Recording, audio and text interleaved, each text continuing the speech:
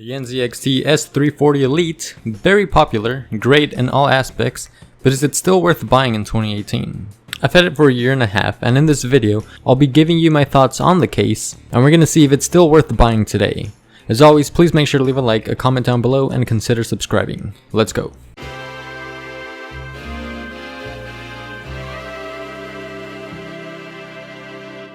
So once again, I've had the NZXT S340 Elite for about a year and 6 months now, and I actually chose it because of all the great reviews it had. I bought this PC pre-built, but I haven't worked on it. I've disassembled it completely and reassembled it. I've added parts to it and stuff like that, so I've had quite a bit of experience working with this case. I believe it's one of the better looking cases even today because of its simple design. It feels very premium in all areas. Here, there are no special structures to make it look like it's for gamers. It can be used in a gaming setup and even in an office if you wanted to. Its boxy design allows it to fit in anywhere. The huge tempered glass panel on the side reveals the internals, which look great, especially if you have some sort of RGB component to go with it. Today, this case will work without a doubt. The only thing is that, since things are getting faster, you might be missing that USB-C port in the front input-output.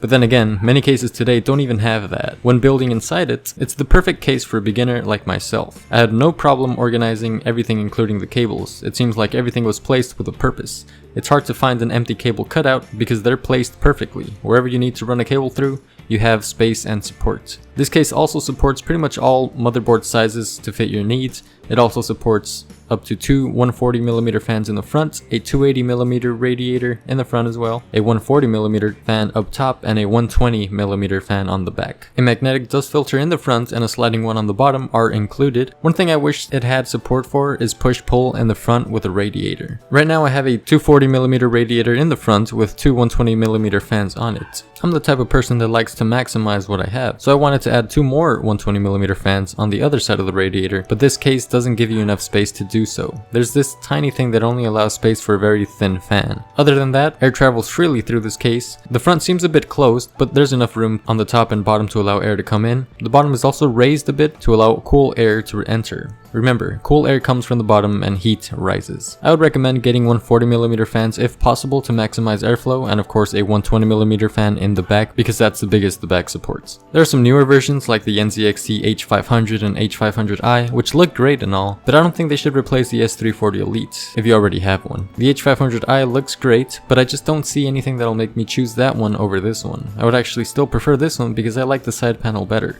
For some reason, the tempered glass on the newer version is smaller. I think that looks less premium. Yes, it cuts down on the cost, but I don't think the included RGB and the vertical GPU mounting support are worth it. Besides, I see nothing wrong with this case yet. It's aged very well, it's not even that old, and it can work in any type of setup. There's some cases that I think look really good which I would like to try out in the future, like the Cooler Master H500P Mesh in white. I think the design on that one looks the best from any case. I really like it. I would also try the previously mentioned NZXT H500i. It's still a good looking case, and that's very similar to this one. That case carries pretty much everything this case did right. So in 2018, would this case still make sense? Of course it would. Cases haven't changed too much since this one was released, so if you bought it, you can still feel like you have a modern case. This case still offers some of the best cable management, space to build in, and looks to show off.